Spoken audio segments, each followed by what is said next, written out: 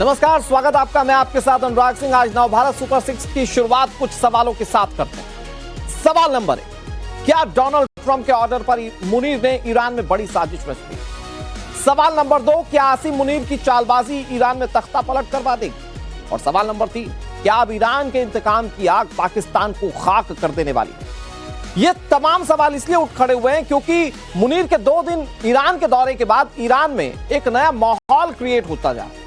कहा जा रहा है कि आसिम मुनीर ने ईरान की सरकार के सेना के बीच एक बड़ी फूट करवा दी। ईरान की जो सुप्रीम नेशनल सिक्योरिटी काउंसिल अब तक इस जंग से जुड़े अहम फैसले ले रही थी, वो बैकफुट पर जाती हुई दिख रही है। आज जंग के इसी चैप्टर की एक एक बारीक इंफॉर्मेशन हम आपको देने जा रहे हैं। साथ ही बताएंगे कि क्या मुनीर IRGC के जरिए ईरान में तख्ता पलट का ताना बाना बुन रहा है।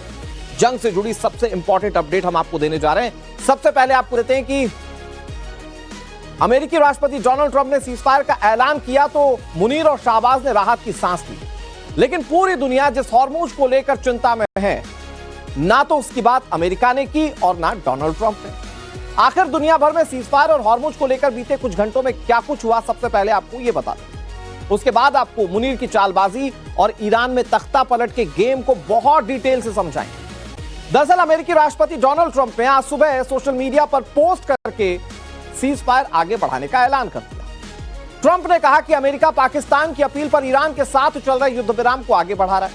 हालांकि उन्होंने यह नहीं कहा कि यह कितने दिन के लिए बढ़ाएगा। अमेरिकी राष्ट्रपति डोनाल्ड ट्रंप ने ईरान को लेकर एक बहुत बड़ा दावा किया। उन्होंने बुधवार को सोशल मीडिया पर लिखा कि ईरान आर्थिक रूप से टूट चुका है, उसके पास पैसों की जबरदस्त किल्लत है और इसीलिए तुरंत हॉर्मुज स्ट्रेट को ईरान खोलना चाहता है।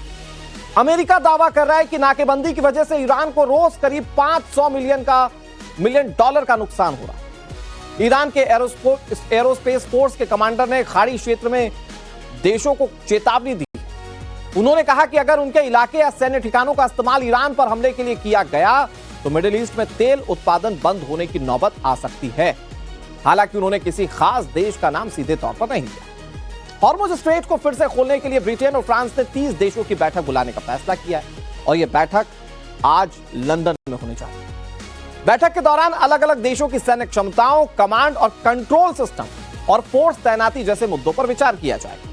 यह मिशन तब लागू होगा जब यह अहम समुद्री रास्ता दोबारा खुल जाए। यमन के हुती विद्रोहियों ने एक बार फिर से चेतावनी दी कि जंग अभी खत्म नहीं हुई है।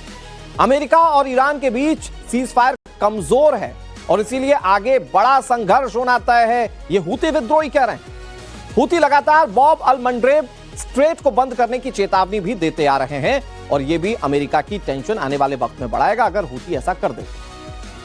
अमेरिकी राष्ट्रपति